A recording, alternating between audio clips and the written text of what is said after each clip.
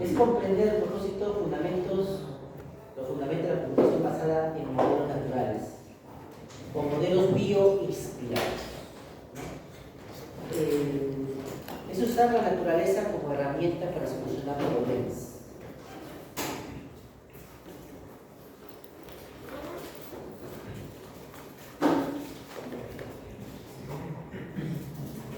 Computación basada en modelos naturales. Hace referencia a que usar nuevas alternativas de solución a problemas o plantear algoritmos nuevos, pero usando los fenómenos naturales como una herramienta de solución, como operadores matemáticos. Comprender la tecnología de la información aplicada en biofísica y biología molecular.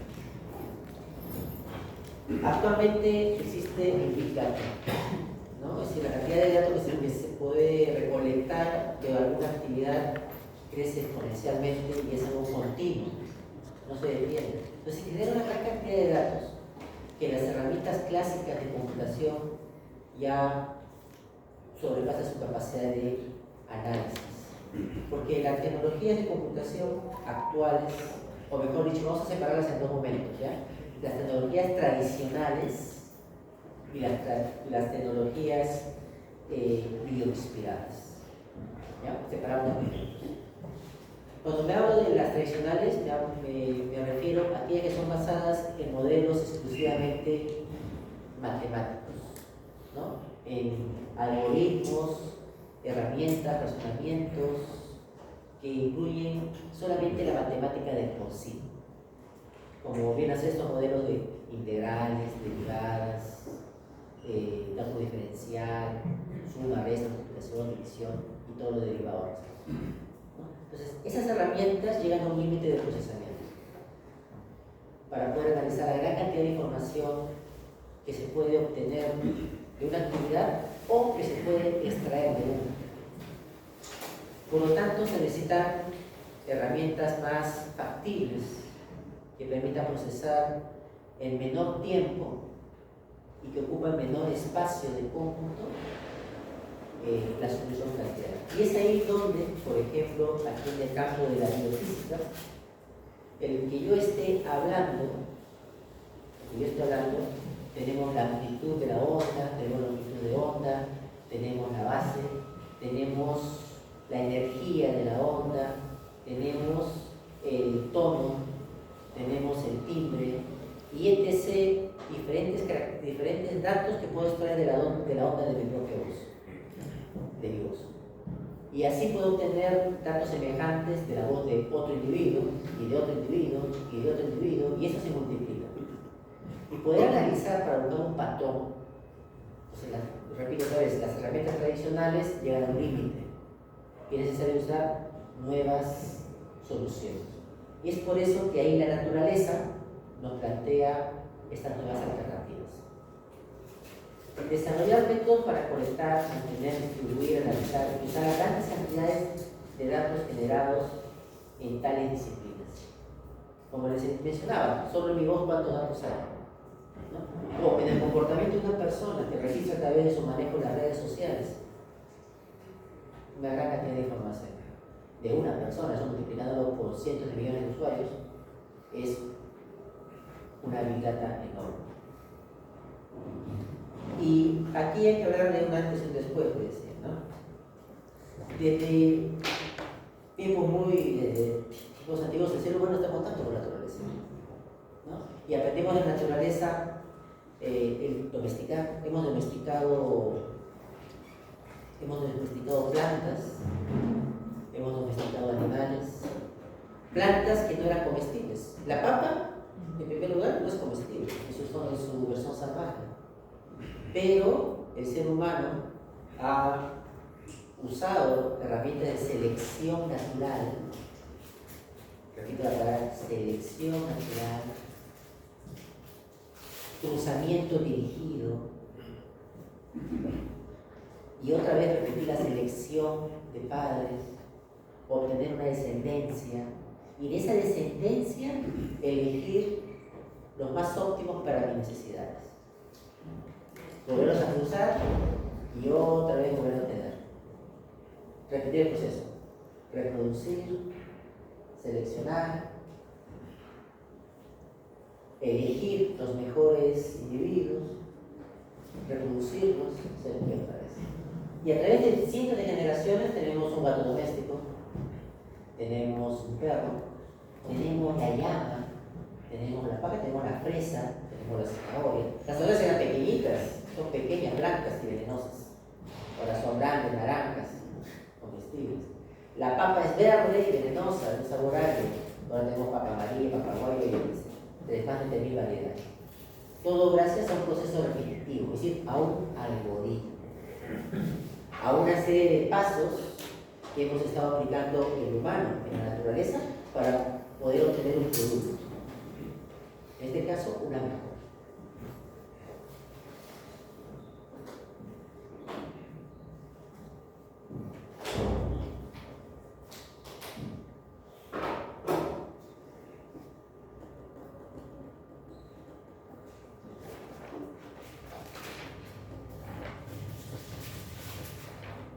En los contenidos,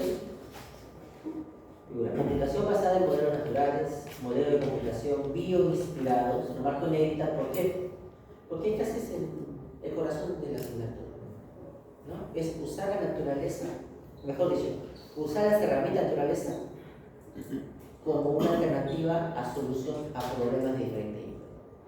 Porque la naturaleza es un enorme laboratorio, es un laboratorio de ensayo-error, que viene elaborando desde hace 4.500 millones de años para plantear soluciones. Porque hay problemas en la naturaleza. Primer problema, tenemos una atmósfera.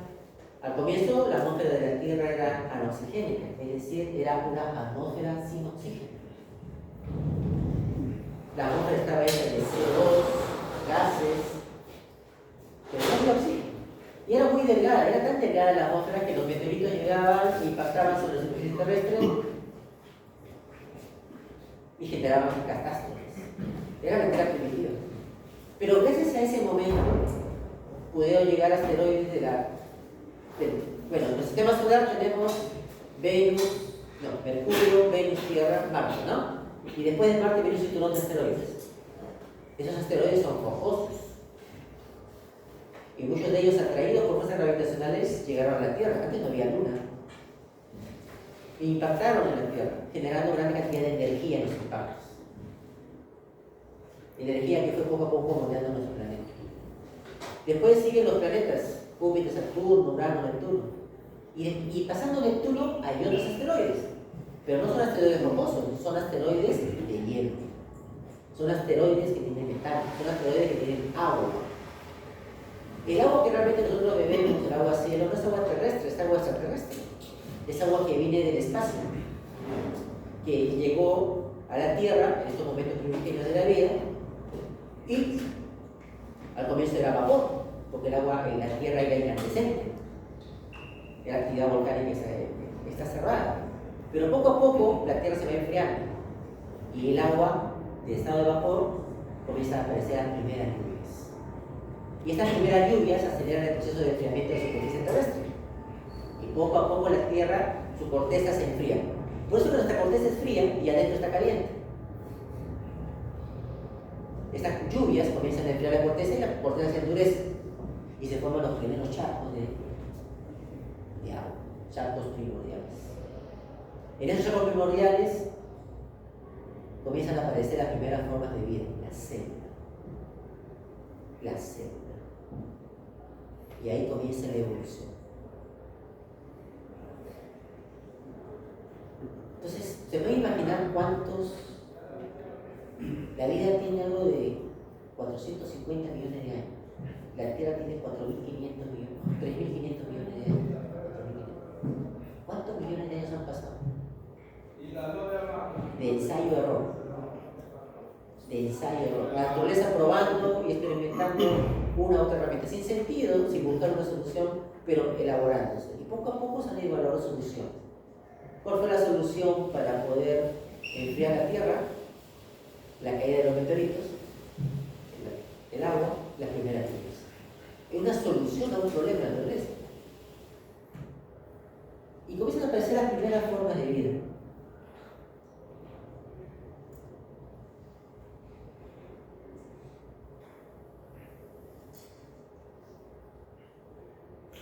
Y aparecen las primeras formas de vida. La primera célula.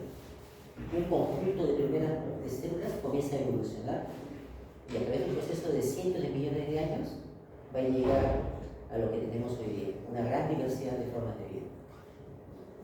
Pero se presentaron problemas y la vida se va adaptando a los problemas y dando soluciones. Y eso es lo que trata un algoritmo. ¿Qué es un algoritmo? ¿No? ¿Qué viene a ser un algoritmo? Un conjunto de pasos ordenados de forma finita para dar solución a un problema o poder automatizar un proceso. Eso es un algoritmo. Y la naturaleza ha estado creando algoritmos desde los inicios para plantear soluciones a problemas de ella misma. Entonces la naturaleza viene a ser un gran laboratorio de investigación que tiene cientos de millones de años de experiencia para dar soluciones. Y es ahí donde nace la idea. Entonces hay que usar la naturaleza como herramienta para desarrollar todos los algoritmos basados en la naturaleza, computación natural. Porque los algoritmos que ya manejamos actualmente, los tradicionales, llegan a un mínimo. Por ejemplo, para citar el pensamiento humano,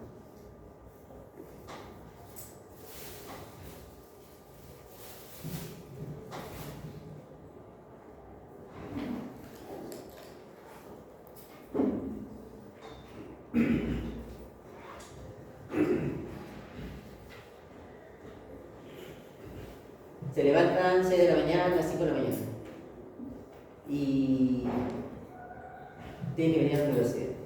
A la universidad pueden ir por 3 rutas, quizás por la Costanera, por Paseo de República o por Italia. Y ustedes se acuerdan de sus experiencias previas. El día lunes, hoy también, llegué tarde, Costanera, llegué temprano, había pasado muy bien. Y automáticamente tú decides irte por la Costanera. ¿No? Algo así, algo rápido. Y a veces tomas decisiones que ni las piensas. ¿Cuándo les ha pasado? Piensas una decisión rápida y en ese momento tu cerebro comienza a gesto. Eso se llama pensamiento heurístico. Pensamiento heurístico. Nuestro cerebro humano tiene un pensamiento heurístico, es decir, busca los. Eso significa que es la mejor solución al problema. No es la mejor, sino la verdad es la solución más óptima al problema. No es la mejor, es la solución más óptima al problema. Y muchas de las veces funciona. No es la solución al problema, es la solución más óptima al problema. Porque si yo digo 2 más 2, ¿cuánto es? 4. Esa es la solución. Pero si fuera heurística, la solución de 2 más 2 es 3.9, 3.98, 4.01, 4.02. Esa es una solución heurística. Está cercano al valor de la solución. Es peor que nada. Especialmente si tienes que analizar cientos o miles de variables al mismo tiempo. Estar más cercano a la solución es más factible que estar en la solución. Eso es pensamiento heurístico. Y esa máquina que nos lleva a ese tipo de solución es esta. ¿Y cuántos años de evolución tiene esto? Como especie, aproximadamente 4 millones de años. Pero como órgano, cientos de millones de años. Cientos de millones de años. Este órgano tiene la estructura para hallar soluciones de forma holística a problemas planteados. Entonces, sería bueno usar cómo funciona este órgano para solucionar mis problemas cotidianos. A eso se refiere la computación bioinspirada. Y ahí nacen ¿qué cosa? Los algoritmos genéticos o los algoritmos evolutivos, que utilizan la evolución como una herramienta. Entonces, lo que hay que percibir es que la naturaleza es una fuente de nuevos algoritmos. Y en este caso, allí interviene la biología, ¿no? Entonces, la comprensión biológica de los fenómenos que suceden viene a ser una fuente para desarrollar nuevos algoritmos. Tenemos algoritmos genéticos, ¿no? Algoritmos de las colonias de hormigas. Por ejemplo, ¿cómo saben las hormigas dónde está su alimento? ¿No? Y todavía eligen el camino más corto. Entonces hay que conocer cómo funciona el mecanismo. Las hormigas tienen feromonas y las feromonas las van dejando en su rastro. ¿Y dónde va a estar la feromona más concentrada? En su camino más reciente. Y a medida que camina, la feromona se va diluyendo. Y esto lo detecta la hormiga que está atrás. Y la hormiga que está atrás sigue el rastro de feromonas. Pero esta hormiga que está atrás también deja su feromona, y eso lo persigue la otra. Y esa deja otra, y esa le sigue la otra. Va a haber un momento en el cual las hormigas van a elegir el camino más corto. ¿Por qué? Porque va a ser el camino en el cual más concentrada está la feromona, porque está más tiempo ahí presente. Y poco a poco las hormigas en el tiempo van eligiendo. Y así siguen la ruta hasta llegar al alimento. Entonces, ¿qué problema han solucionado? ¿Cómo el problema? Primero, ¿cómo llegar al alimento? Han dejado un rastro de feromonas, que depende de la concentración, y el tiempo y la distancia. Número 2, hay una frecuencia en la cual las hormigas van a pasar por más tiempo por un camino. Y esa frecuencia va a determinar poco a poco la ruta más corta. Entonces, ahí están solucionando dos problemas. Uno, ¿cómo llegar más rápido? Y dos, ¿cómo llegar al alimento? Ahora, si eso podríamos aplicarnos en una ruta, ¿cuál es la ruta de un mensajero para llegar a ¿cuál es la mejor ruta de un mensajero para llegar a su destino? Vamos a aplicar esa forma de solución. O cómo en un mapa de Google llegar a tu ruta de forma más eficiente. ¿No? Entonces, es usar fenómenos de la naturaleza para poder solucionar problemas en la vida cotidiana.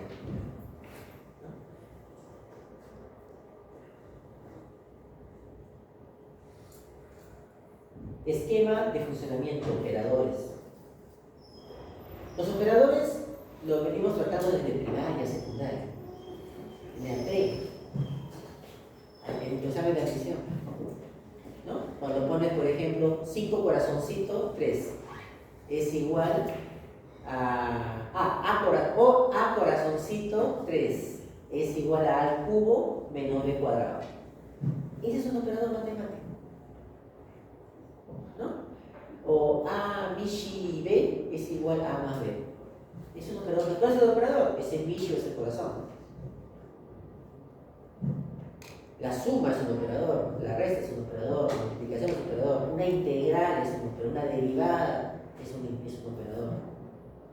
Con esos operadores matemáticos, esos operadores que hemos usado, suma, resta, multiplicación, división, integral, cálculo diferencial, derivadas, llega a un nivel que ya no podemos procesar más información.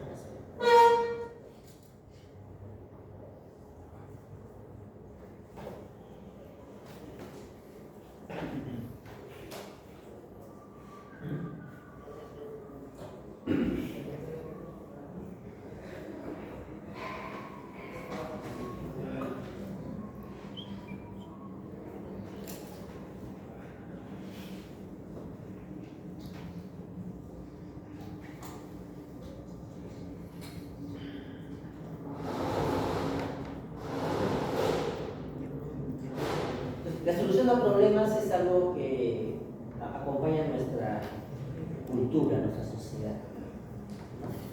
Para poder distribuir, por ejemplo, el alimento en la horda, ¿no? Que cazan una sayabaca primitiva, ¿no? Tienen que distribuirla. Y por equitativamente todos hay que aplicar un algoritmo. Y así, es decir, de por sí un proceso para resolver un problema nos ha acompañado como sociedad, ¿no? A lo largo de nuestra historia. El primer algoritmo grabado y encontrado fue el de Shuruppak, ¿no? Para poder solucionar problemas de cómo distribuir la cosecha entre un número de individuos, ¿no? Cómo distribuir la cosecha entre un número de individuos.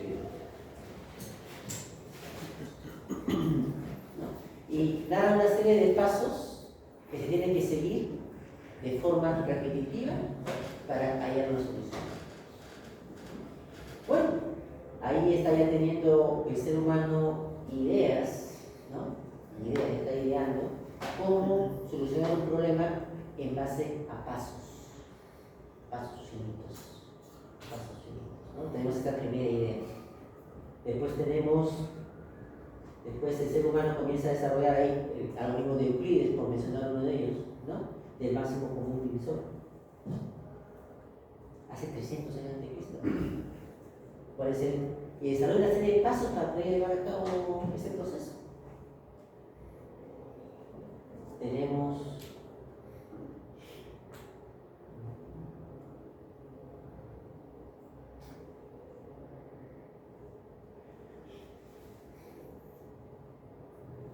Leibniz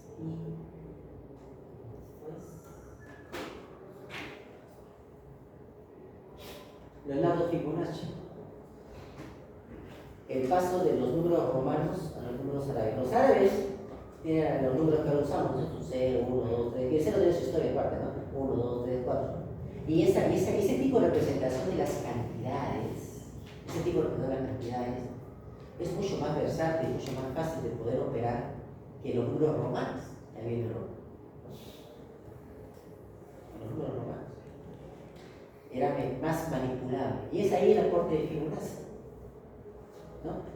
La cultura de los números arábigos trae a Europa y comienza a desarrollar algoritmos, bueno, de la parte árabe, pero los comienza a adaptar a la realidad europea. Entonces, ahí entran los números arábigos a nuestra comprensión de cómo entender la naturaleza. Y eso es mejor, se nos permite tener un mejor entendimiento de los fenómenos naturales, que solamente usar los números romanos, que eran limitados en su representación, porque los números romanos no pueden representar decimales, fracciones mixtas, números irracionales, no puedes, pero sí lo puedes hacer con números arábigos. Entonces los números arábigos tienen una gran versatilidad para poder comprender los fenómenos de naturaleza en comparación a los números romanos. Ese es el aporte de Fibonacci, ¿no? Uno de los aportes.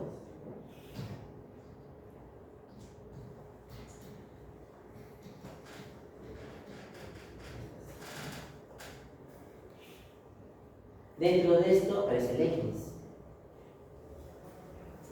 ¿no? Leibniz. Y él comienza a concebir que la naturaleza o los fenómenos, los problemas pueden ser concebidos en forma dual, ¿no? Decía que solo existían dos absolutos, Dios y la nada, ¿no? Dios y la nada. Y a partir de estas cosas todas existen. Y mencionaba entonces, hay dos figuras, el cero y el uno. Uno es Dios y cero la nada, ¿no? Entonces, ¿cómo concebir la naturaleza o los números que se conocían en base a un sistema binario? Y así siente las bases de la computación. ¿No? El código binario. Y eso le lleva a concebir, ¿no? El lenguaje binario, ¿no? Le lleva a concebir, entonces, los fenómenos naturales pueden ser concebidos como un código binario. Si es un código binario, entonces puede construir una máquina, sí y no, que pueda solucionar problemas. Y comienza a idear por primera vez, a tener los preceptos, ¿no? Los preceptos de que podría ser posible crear una máquina que calcule. Creó una máquina que calcula, se fue hasta Londres para presentarla. Y cuando está presentando, la máquina falla. Se ve obligado a hacerlo a mano. Se vio obligado en su presentación a hacer a mano las divisiones. Pero su modelo de máquina de calcular, que no funcionó en esa época, sirvió de modelo a otros que fueron perfeccionándola. Y fueron perfeccionando. Él estaba desilusionado de su máquina, la dejó en su ático y quedó de olvido. Hasta que un grupo de restauradores que fueron a su casa rompieron una parecita, encontraron una escalera y encontraron la famosa máquina de Fibonacci, la primera calculadora. Pero él sentó las bases de la computación actual, ¿no? Y tenemos los diagramas de flujo, como te habían visto, ¿no? Sí y no. Y ahora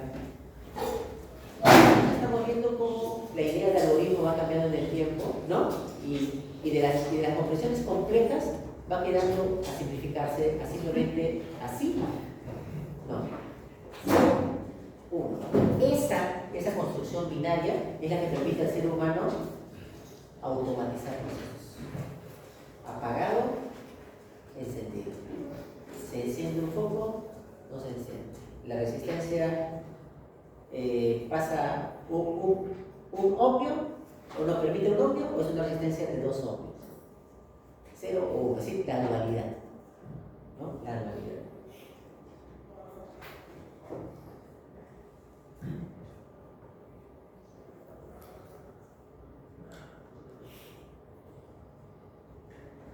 Y en esa 1400, ¿no? Concibe algo semejante a la inteligencia artificial. Estipula que el pensamiento cognitivo, la lógica y los procesos complejos pueden ser reducidos a procedimientos simples, de simplemente una lógica dual, 0 y 1, y que podría imitarse o podría simularse en máquinas, ¿no? Cuanto más complicado es el pensamiento, más simples deberían ser los conceptos para describirlo. Los algoritmos complicados son, en cambio, una larga serie de algoritmos simples. Algoritmos complicados están en medio. Los algoritmos complicados no son más que una serie de algoritmos simples. Algoritmos simples. Entonces, si tú comprendes el algoritmo simple, puedes armar un rompecabezas y tener un algoritmo complicado. Tienes una inteligencia artificial. Porque la estructura del cerebro humano, que se basa en las neuronas, son células individuales. Son células individuales. Pero cuando estas células individuales se juntan, aparece una propiedad llamada inteligencia. Es decir, cuando juntas elementos simples, tienes algo muy complejo. Inteligencia. De lo simple aparecen nuevas propiedades. La lógica, decía Leibniz, ¿no? Puede ser implacablemente reducida a su esqueleto, es decir, a su estructura simple, como una serie de simples interruptores de ferrocarril de doble vía, que comprende una red nacional ferroviaria vertiginosa y complicada. Un ferrocarril o el tren eléctrico, ¿no? Está lleno, y se desvía. ¿Cuántas desviaciones tiene? ¿2 o 3? 2. Tiene 2 desviaciones. Y dependiendo de esos interruptores que se van generando, podría simularse esos procesos lógicos. Si la lógica puede ser obtenida a partir de una serie de decisiones binarias, aún las secuencias se alargan por millas. La red del tren eléctrico es de casi 30 kilómetros, de Villa Salvador hasta Nueva York. Pero ¿cuántas desviaciones hay? Creo que por cada paradero hay 2. Que permite a los trenes, si falla un tren, va por el otro lado, ¿no? Permite ejecutar y solucionar problemas. Entonces, Leibniz soñaba en esa época, 1400, reducir el pensamiento lógico a una operación mental. Es decir, ya él concebía los principios, ¿no? De que en esta teoría 0-1 podría crearse algo cercano. Él no lo conocía, ¿no? Él no lo concebía todavía, pero sus ideas tienen algo similar a lo que actualmente conocemos como inteligencia artificial. Y la inteligencia artificial no utiliza esos operadores, es decir, utiliza los operadores clásicos de suma, de multiplicación, de grandes, pero utiliza otros operadores. Utiliza el operador reproducción, utiliza el operador selección natural, utiliza el operador mutación, utiliza el operador recombinación. Es decir, operadores que encontramos en la naturaleza, ¿no? Aparte de los tradicionales. Y esos dos operadores son los que permiten que las soluciones sean más rápidas y evolutivas. Eso no era la hoja de existencia. ¿Le digo? Sí. Ah, ya.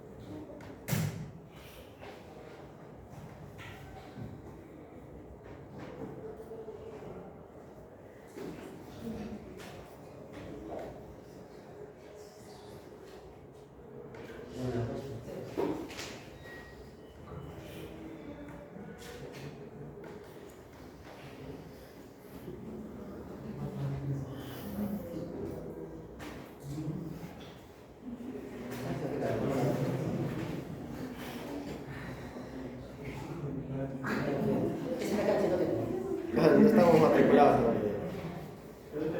No estamos matriculados. ¿No está matriculado? Falta de todavía procesarse. Cero. Parece que está bien final. Ah, ya, por razón de esa.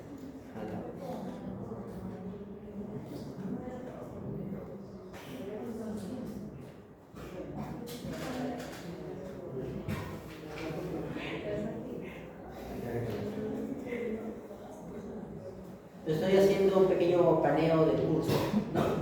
Y conceptos claros. Ya, no. Estoy grabando mi dictado, por ejemplo, pues lo vamos a compartir también. ¿Ya?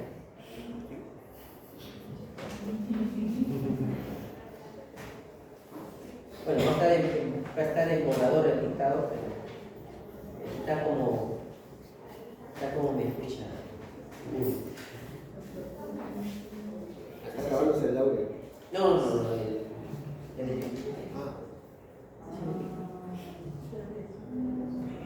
a grabar el audio.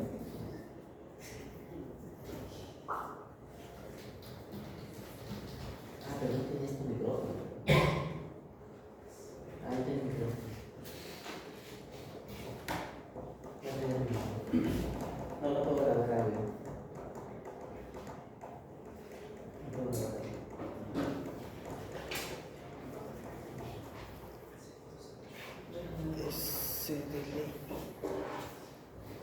Igual sí se puede grabar, profe. ¿Qué? Igual se puede grabar, ¿no? ¿Tienes micrófono? Sí, estoy grabando. Sí, sí.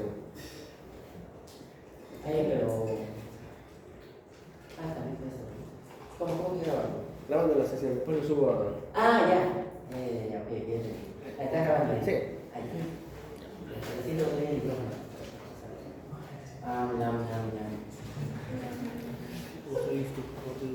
Gianfranco.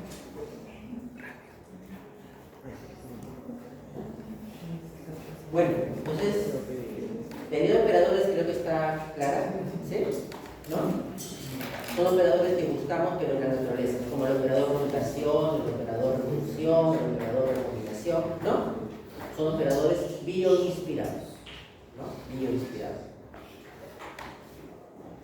Bueno, estos algoritmos se codifican de una forma de representación, como si fueran cromosomas. Como los algoritmos genéticos se representa como un cromosoma, ¿no? En un cromosoma,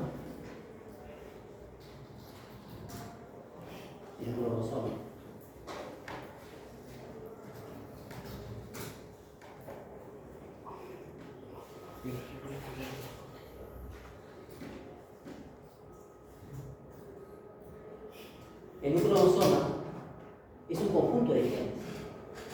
Nosotros los humanos tenemos 23 pares de cromosomas. Y de estos, cada cromosoma tiene instrucciones para poder producir un ser humano. Aproximadamente el humano tiene, en todos sus cromosomas, tenemos 25.000 genes. Es decir, 25.000 instrucciones que van a permitir producir un ser humano.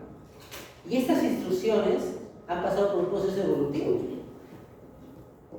de cientos de millones de años para dar como solución a esto.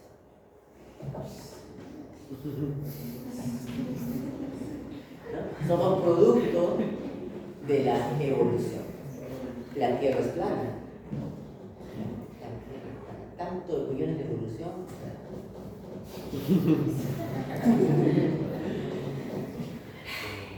¿No?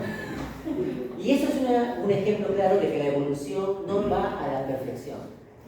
La evolución no tiene sentido.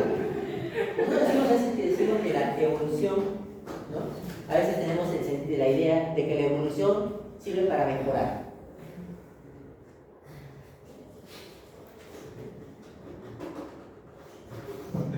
No damos cuenta que la sociedad es cada vez más estúpida, ¿no? No, es decir, es algo ya inconcebible a veces algunas ideas que hay en la sociedad, ¿no? Y que sobre todo, si es viral, ella se convierte en verdad. Entonces, es para que tengan claro que la evolución no tiene un camino hacia mejorar las cosas. No. La evolución no tiene un sentido, es decir, no tiene una meta. Eso es algo raro. A veces uno piensa que es así, pero no. ¿Qué es la evolución entonces? ¿O para qué está la evolución? ¿O cuál es el papel de la evolución? El papel de la evolución es muy simple. La evolución tiene como es una serie de pasos que permiten a los seres vivos llegar o plantear una solución frente a un problema. No para mejorar. No es para mejorar. Es para plantear una solución a un problema. Por ejemplo, en el proceso evolutivo, los antecesores de las aves eran cuadrúpedos. Pero por esas cuestiones del destino, un rayo cósmico llegó, no sé qué cosa, hubo una mutación. ¡Oh! Una mutación. Y las extremidades superiores comenzaron a desarrollar dedos más largos, membranas entre los dedos, comenzaron a desarrollar plumas, una mutación, comenzaron a cambiar su fisionomía. Y esto a la par, al ya no poder tener manos o extremidades para poder sujetar las cosas, ensayo-error. Aves primitivas que lo que carecían, las aves primitivas tenían varios dientes. Y los dientes comienzan a fusionarse y aparece el pico. ¿Cuál fue la solución al problema de que las extremidades anteriores se transformaban en alas? El desarrollo del pico. ¿Y cómo se desarrolla el pico? Otra mutación aparece y genera que los dientes se fusionen. Y aparece el pico. Y ese pico le permite a las aves capturar su alimento. Entonces, la evolución no tiene un sentido. La evolución es una serie de ensayos errores de este laboratorio llamado naturaleza que plantean una solución a un problema biológico planteado. Entonces, ahí podemos hablar de algoritmos. Esa experiencia también como un algoritmo. Y desarrollar herramientas que nos permitan dar solución a los problemas cotidianos. Entonces, hay que tener claro que la evolución no tiene un sentido. La evolución no va hacia la mejora. No va hacia la mejora, no tiene un sentido. Por ejemplo, otro caso más peruano, más de nuestra sociedad, ¿no? Para entender el proceso de evolución. un caso para el proceso de evolución, es que antiguamente en Sudamérica existían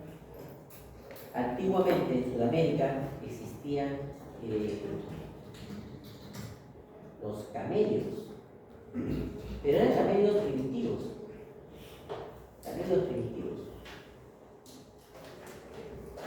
Estos camellos que habitaban en la prehistoria del continente sudamericano comenzaron a diseminarse por nuestro continente. Antes no había existido la cordillera de los Andes, todo era plano. Pero comienza a aparecer la cordillera de los Andes. Y estos camellos comienzan a adaptarse para poder conquistar este nuevo terreno. Producto de la evolución, aleatoriamente. Entonces, mutaciones van, mutaciones vienen. Y aparecen camellos como el guanaco, como la vicuña. El guanaco es un camello silvestre. La vicuña también es un camello silvestre. Después viene el ser humano, América, y entra en contacto con estos camellos.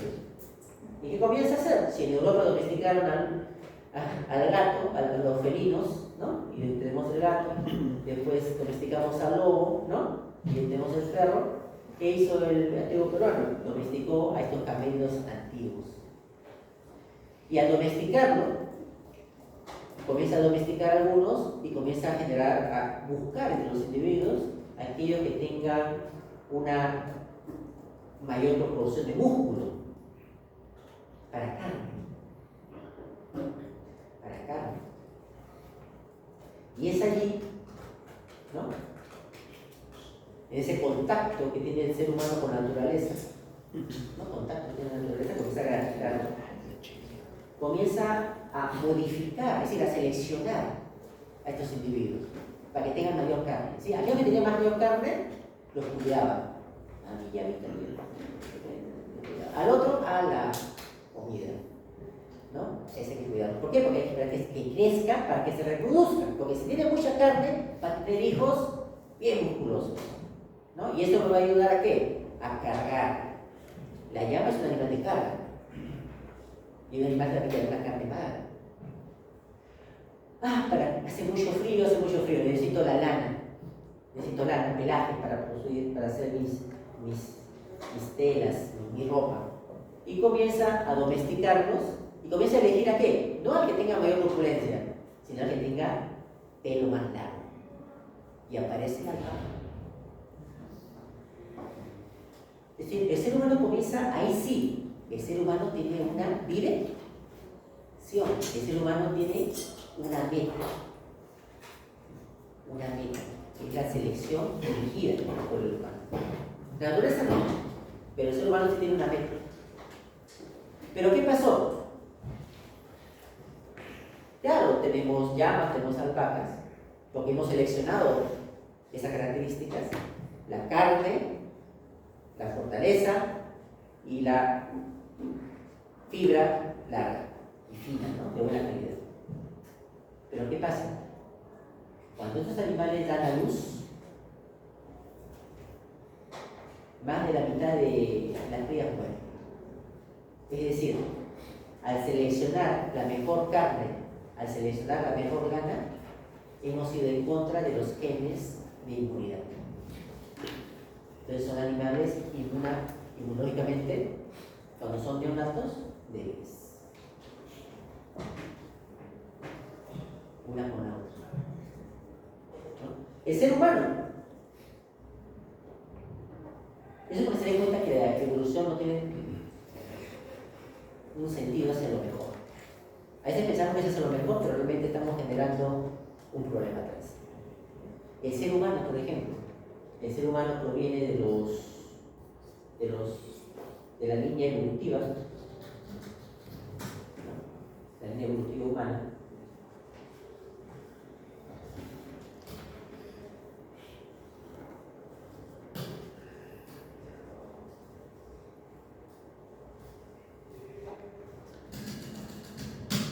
En la línea evolutiva humana tenemos a los australopithecus.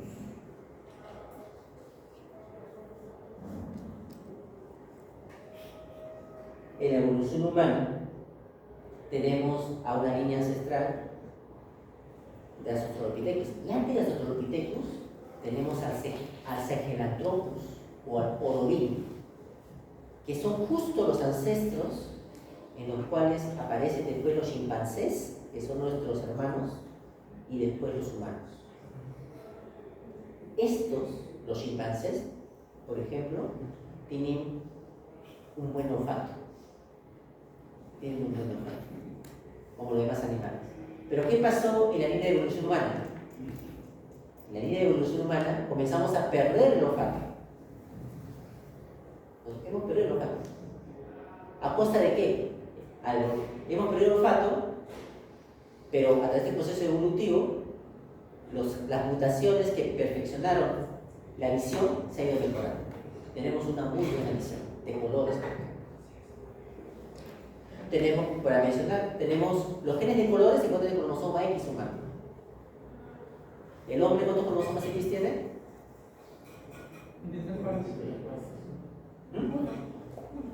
Uno, XY, a menos que seas IG. Es XY, ¿no? ¿Y la mujer cuántos tiene?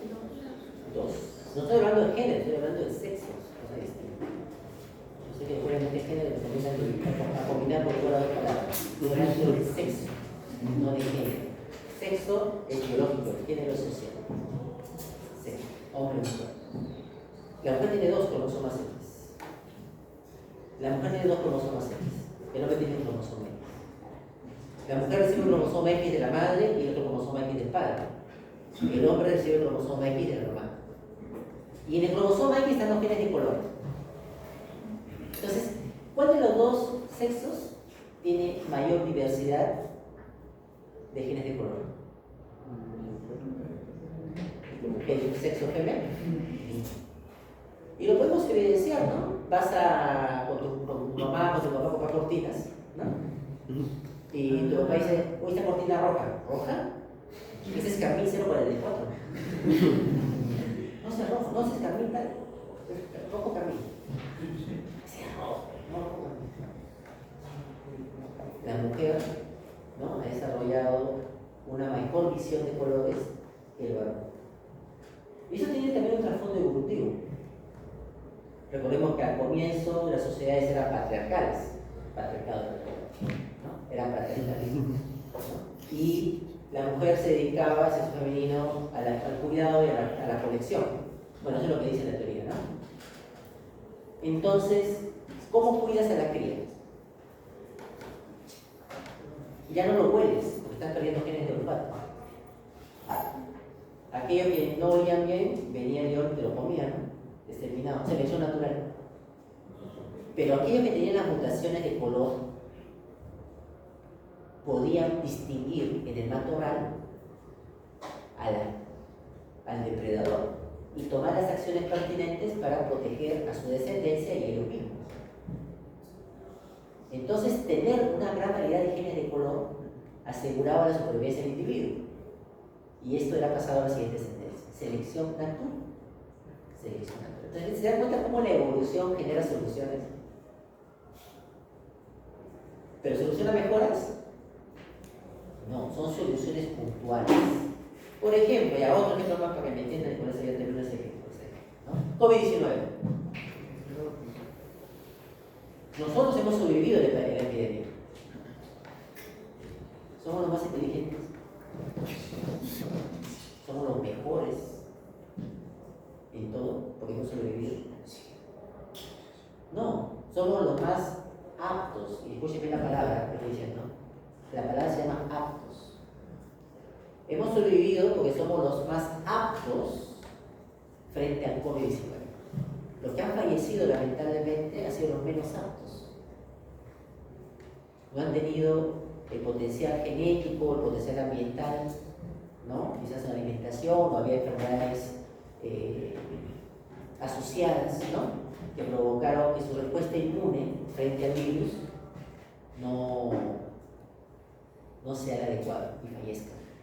Y sobrevivimos nosotros, porque casi el 100% de todos hemos sido infectados. Casi. Hemos sobrevivido. Y cuando tengamos nuestra descendencia, esa descendencia va a adquirir nuestros genes de sobrevivencia. Y aquí a varias generaciones, la especie será otra. Ya nuestra descendencia tiene gen de resistencia frente al COVID. Pero solamente frente al COVID, nada más. Igual vamos a seguir siendo terraplanistas. ¿Ya? Esa la deben conseguir. No es hacer la mejora, sino es hacer la solución ante un problema específico. Y eso se llama aptitud.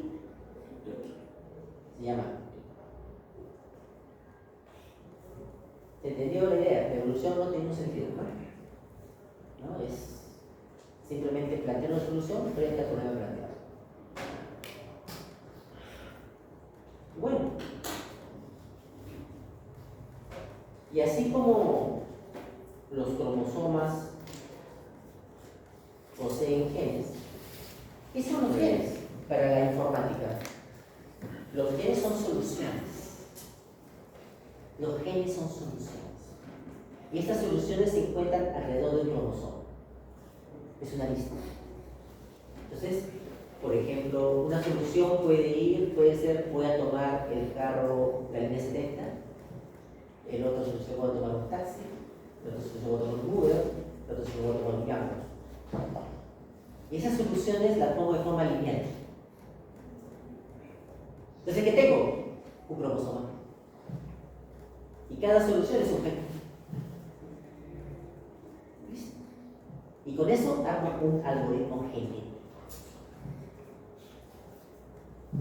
¿Qué es un algoritmo genético? ¿Cómo comienza?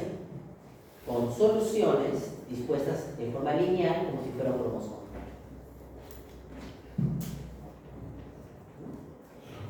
A eso se refiere acá codificación y representación, ¿no? Pero estos son algoritmos genéticos. Estos son algoritmos genéticos. Es decir, sobre ese cromosoma que he diseñado, ¿no? Sobre ese cromosoma que he diseñado, aplico recombinación, mutación, etc. Sobre ese cromosoma. Y hay la mejor disposición, el mejor orden, el más óptimo, el más apto. Y ese me soluciona el problema. ¿Pero qué es programación genética? Para entender el tema, voy a usar una analogía. Para poder entender el tema de programación genética, voy a usar una analogía. Y la analogía es Matrix. En Matrix, la película,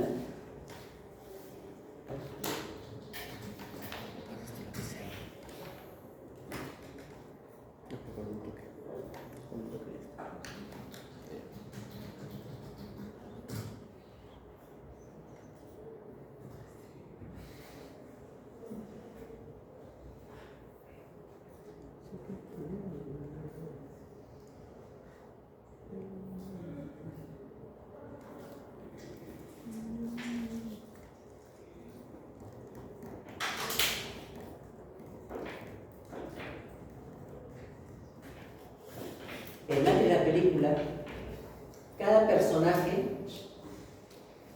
es un humano, ¿no? Se respeta como un humano, ¿no? Ya está, pues, se mantiene tanto que dice que no es un humano. Cada personaje es un programa de computadora. Cada personaje es un programa de computadora. Y todos los personajes interactúan entre sí para formar una sociedad. ¿Sí o no? Y esa sociedad hace frente a situaciones de día, noche, un robo, ¿no? Etc. Eso es programación dinámica. Es decir, varios programas corriendo al mismo tiempo, simulando una población. Es diferencia al algoritmo genético. El algoritmo genético es un individuo representado por nosotros. En programación dinámica tenemos varios individuos que están corriendo al mismo tiempo para dar solución a un problema. Tipo Matrix, ¿no? Tipo Matrix. Y está la dualidad de leyes, el 0 y el 1. Pastilla azul, pastilla roja. Cauchy y la dualidad de Leibniz, ¿no? Y esta dualidad, si nos vamos a un tema más filosófico, lo podemos llevar al yin y al yang de la cultura. Ahí está.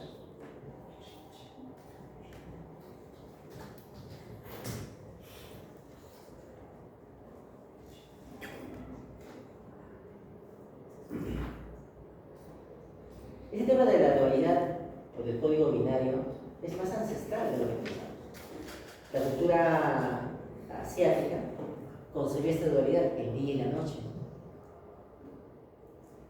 la destrucción y la construcción, el amor y el odio.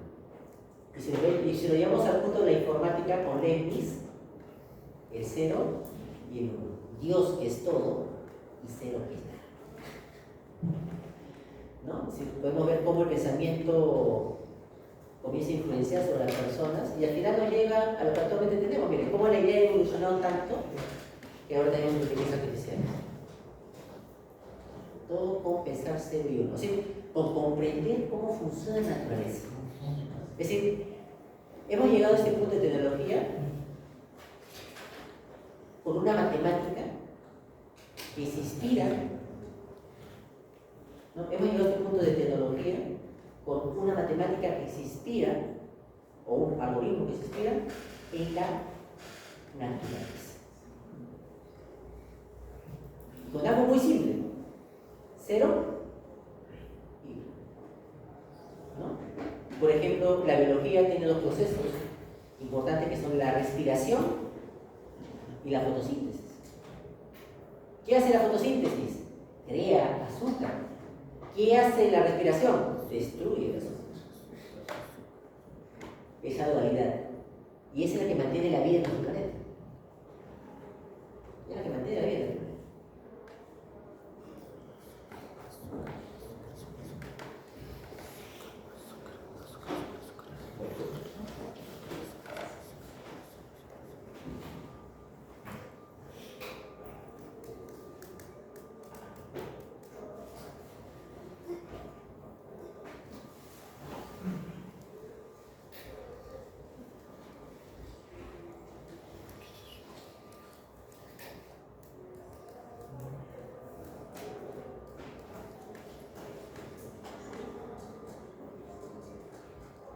Entonces, un algoritmo es una serie de pasos que se desarrollan para poder solucionar un problema, ¿no? Y comprende tres etapas. El inicio, que es el ingreso de datos. Después la caja negra, que viene a ser el procesamiento de lo mismo. Y finalmente el output, que viene a ser la solución a la salida, ¿no? Y estos procesos no se pueden alterar, no se pueden cambiar de orden, porque si no, eso no asegura que el resultado sea el mismo, que el resultado sea objetivo. Se tiene que cumplir el orden de las cosas. Acá, por ejemplo, ¿no? El tiempo y el espacio, ¿no? Uno, en informática tenemos aparatos electrónicos, ¿no? Tenemos memorias basadas en tecnología, silicon, etc., ¿no? Se almacena información. Tenemos la nube, tenemos discos de almacenamiento, tenemos transistores, circuitos, por los cuales los buses por los cuales pasa la información, de 8, 10, 16, 64, 124, 128 bits, etc. Tenemos una arquitectura para poder procesar información. Y esta arquitectura tiene un mínimo de construcción.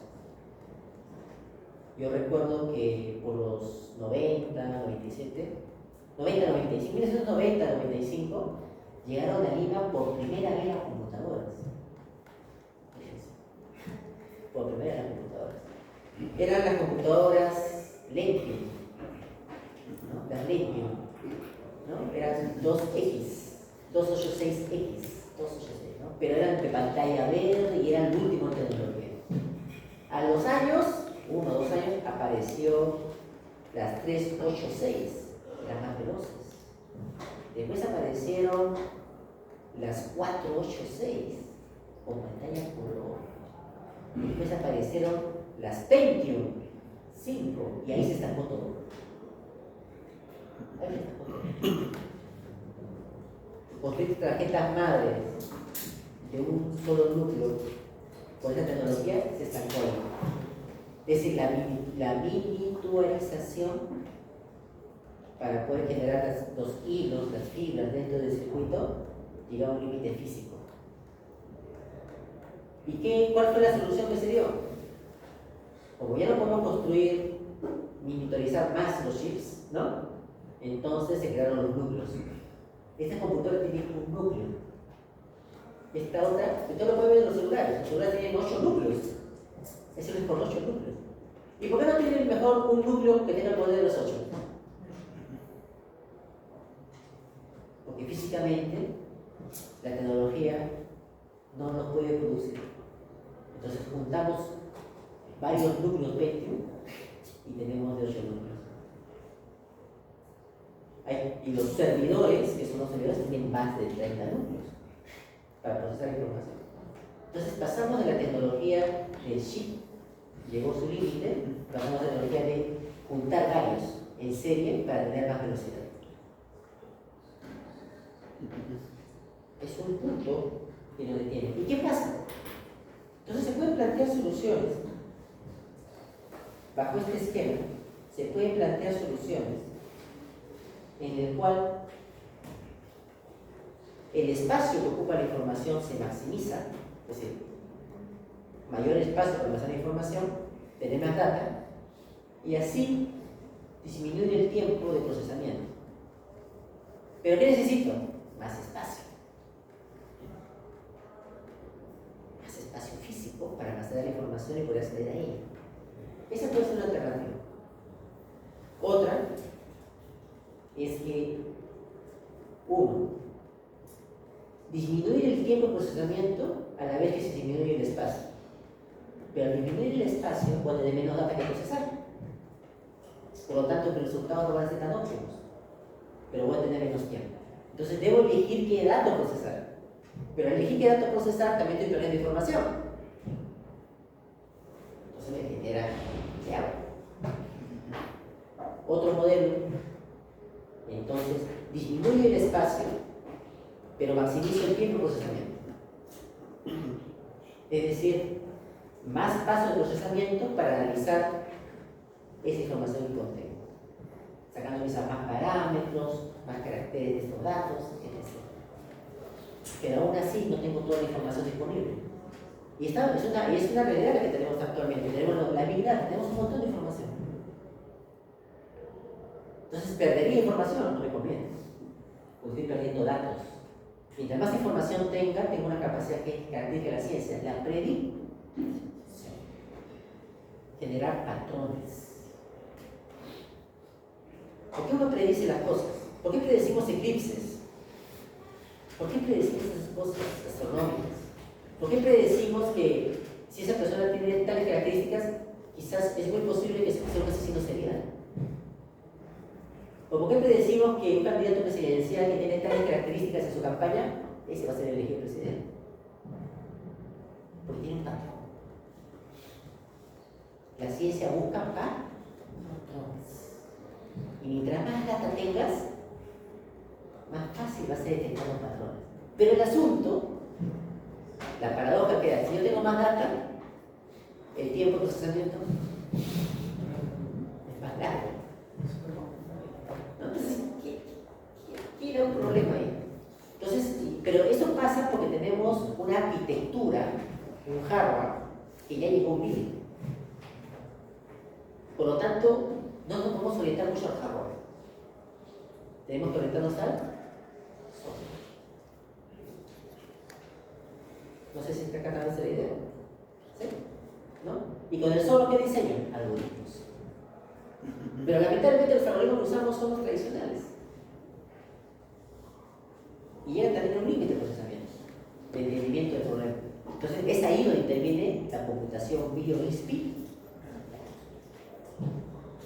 A usar esto que tenemos en el cerebro que se llama un pensamiento EU, que no nos dará la solución al problema. ¿Pero qué nos va a dar? La solución más óptima, es decir, la más cercana a la solución esperada, que es un peor en nada. la solución más óptima.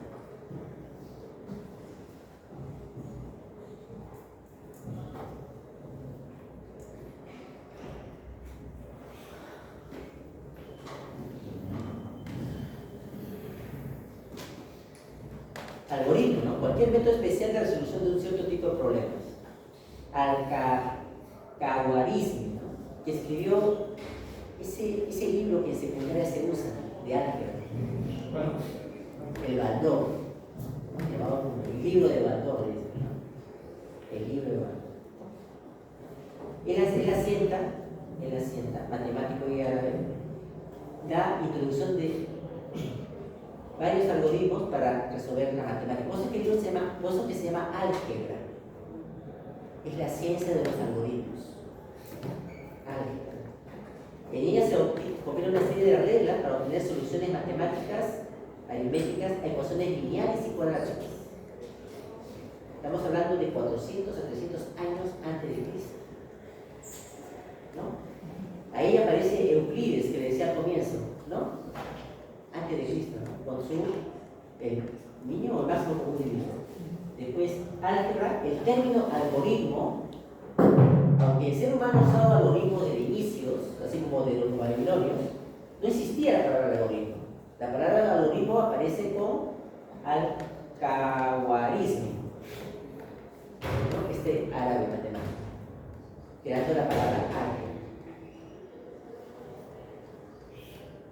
Bueno, la computabilidad.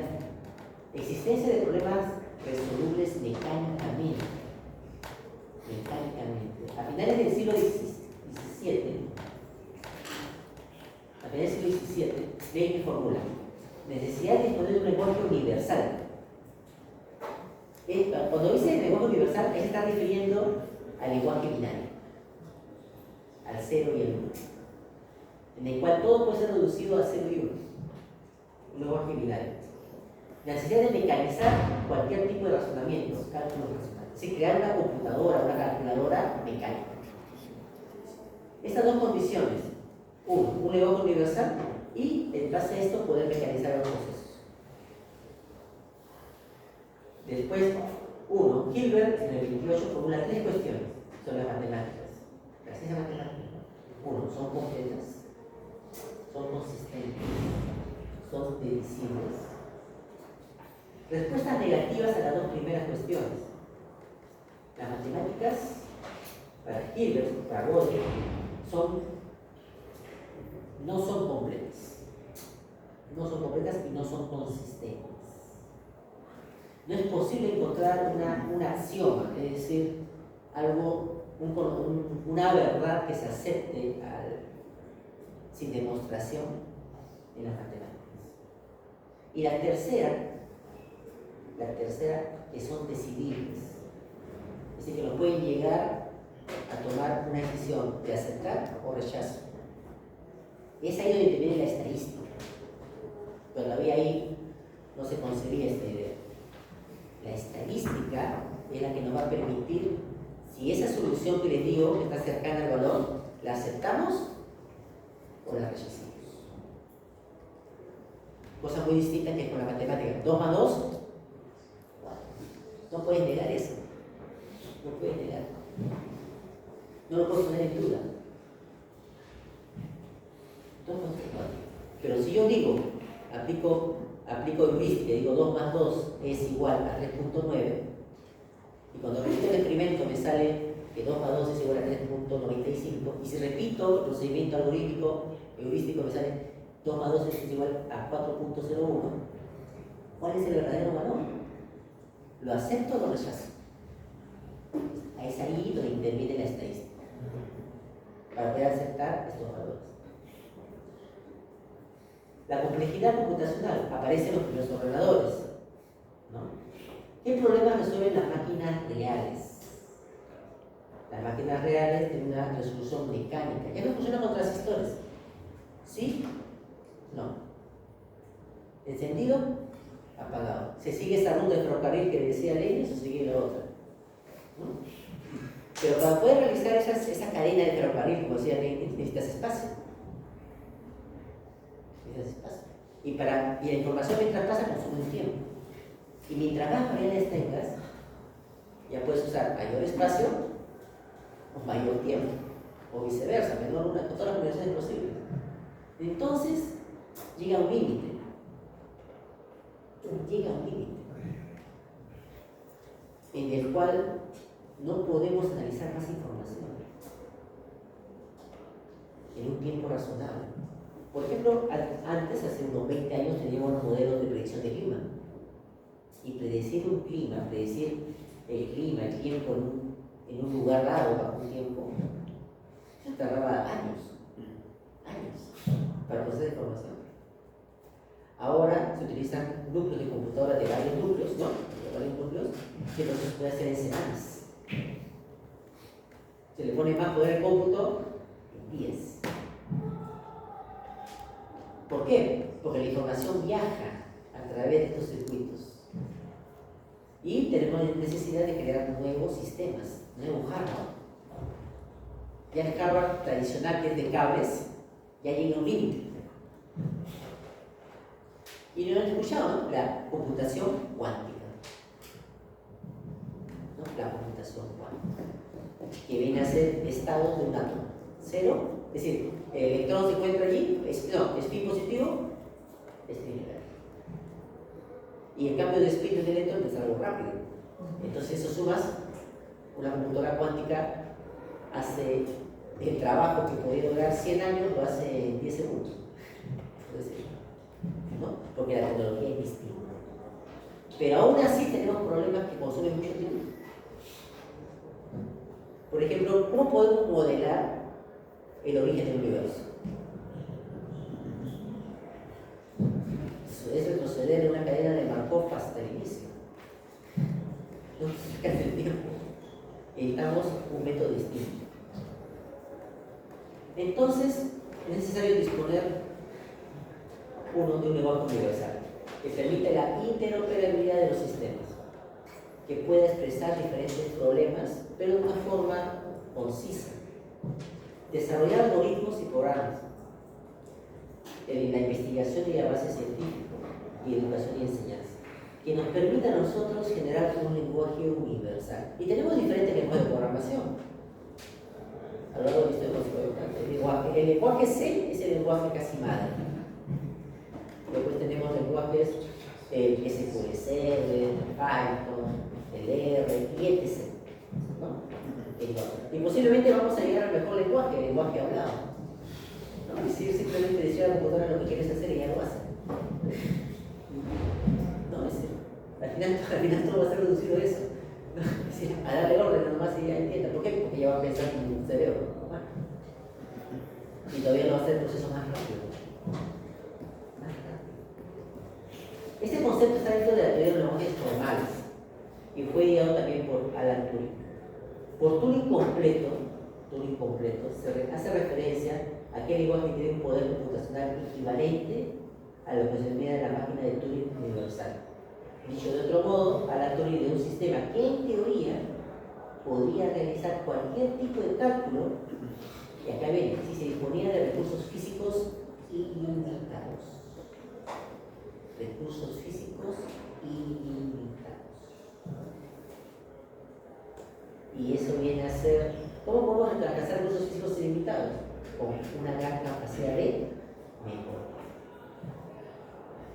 ¿Cómo aprendemos nosotros? ¿Por qué aprendemos? ¿Cómo es el proceso de aprendizaje nosotros? Tenemos memoria. Por ejemplo, ahorita que yo estoy hablando, tu cerebro está acordándose de cosas del pasado. Si ustedes no tenían memoria, esto sería algo inentendible, algo no entendible.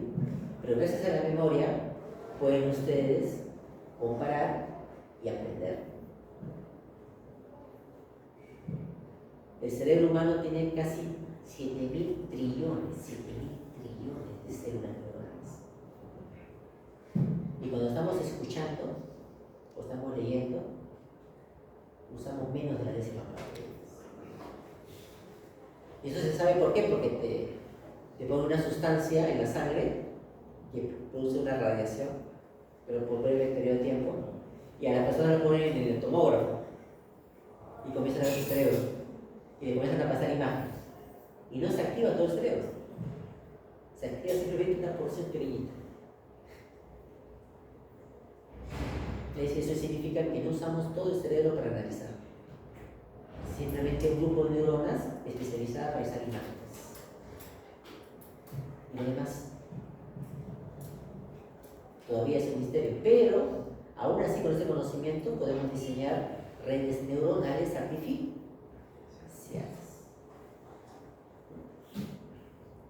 Entonces, el razonamiento puede ser mecanizado. Y esa mecanización, ese proceso de razonamiento, nos va a llegar a que la computación desarrolle lo que son las inteligencias artificiales. Y el razonamiento automatizado es un área de las ciencias, de la computación, que se dedica a comprender diferentes aspectos del razonamiento, pero que permita crear programas informáticos que, al ser aplicados en ordenadores, simulen el proceso. Davis destaca sus proyectos de máquinas calculadoras y la posibilidad de que la comparación entre el cálculo humano y el cálculo de las máquinas representa un proyecto de desarrollo del cálculo humano. Es decir, que las máquinas lleven a caso cálculos humanos. Si lo tenemos en la calculadora, y ya lo tenemos en la computadora cuando podemos programar y hacer que un robot haga determinadas funciones. Es decir, podemos mecanizar el razonar. ¿No? Y esta es la idea de la teoría Leibniz, hace 300 años. Las había concebido. Claro, él no se imaginaba robots, ¿no? Pero él tenía en su mente que las máquinas pueden reemplazar el pensamiento humano, ¿no? O pueden simular el pensamiento. Es allí tener un razonamiento automatizado. El siglo XIX se caracteriza por el hecho de que las máquinas ya no solo se dirigen a asistir y reemplazar al humano, sino que pueden llevar a cabo trabajos intelectuales. Y es que las primeras máquinas, ¿no? Suelen ¿a qué? Son máquinas de vapor, son máquinas que permiten ensamblar carros, son máquinas que permiten transporte, solucionan así cosas muy puntuales, pero que no razonan, ¿sí? Que no toman decisiones propiamente. Depende del humano para tomar decisiones. El humano las dirige. Pero ya en el actual siglo, las máquinas toman decisiones. Ustedes han usado ChatGPT, supongo, ¿no? Por mencionar una de las tantas. ¿No? Y tú le puedes dar un texto, ¿no? Y de ese texto, ordénamelo, te lo ordena, ¿no? O te puede hacer preguntas de un texto. O esa inteligencia que tú le das un PDF y del PDF tú conversas con el PDF, ¿no? Ciertas cosas, etc. O de imágenes, etc. Entonces, ya las máquinas ya no son propiamente máquinas, así, con engranajes, presión, etc., sino son software. Es decir, hemos pasado de las máquinas de hardware, ¿no? De estructuras, a máquinas de programación, un lenguaje.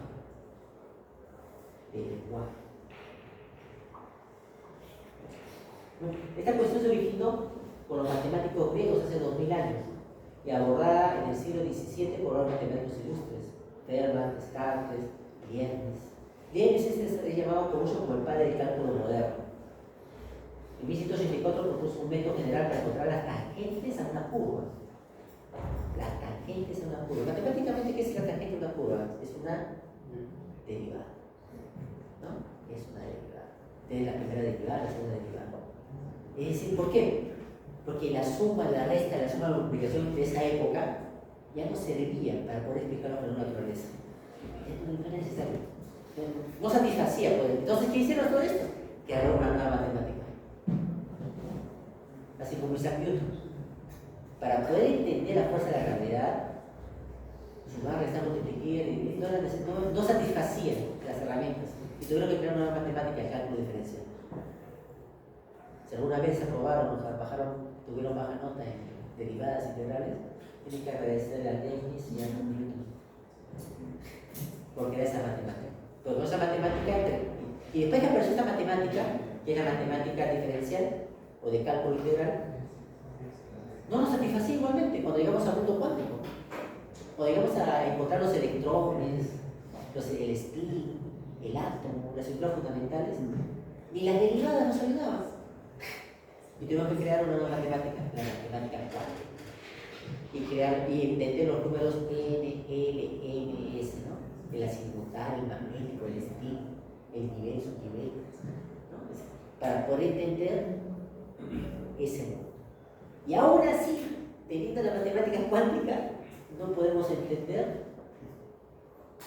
es decir, no conocemos el origen, es decir, no sé si lo han visto, ¿no?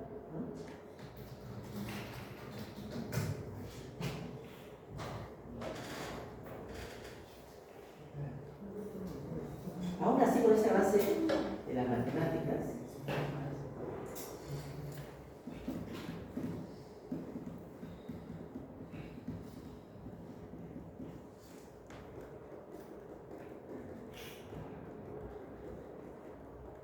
no nos es posible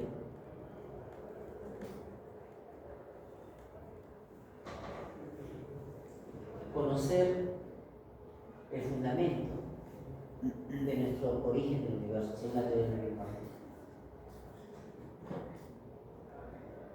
Y es que la matemática que conocemos hasta el día de hoy, nos permite explicar el origen del universo cuando se produce el estallido principal, lo que se llama estallido Big Bang, que no fue un estallido, pero bueno, dejémoslo ahí. La matemática actual nos lleva hasta el segundo 10 a los 43, es decir, 0,00043. De ahí en adelante, nuestra suma, resta, multiplicación, división, cálculo integral, cálculo moderno, derivadas, integrales, mecánica cuántica, nos brinda explicaciones. Pero del tiempo 0 al tiempo 10 menos 43, por eso está acá oscura, es la edad oscura del universo. Porque simplemente los modelos matemáticos que tenemos no nos permiten explicar qué pasó. Hasta que alguien cree una nueva matemática y nos permita descubrir qué pasó. Pero hasta el momento no ha pasado. Entonces se dan cuenta que el mundo es matemático. Y quizás aquí descubramos algoritmos del inicio del universo. Es un algoritmo, si descubrimos esos algoritmos, es un algoritmo que tiene miles de millones de años, que se ha ido perfeccionando a lo largo de la evolución del universo. Entonces, posiblemente con eso podemos solucionar problemas que a nosotros ahorita nos resulta irresolubles.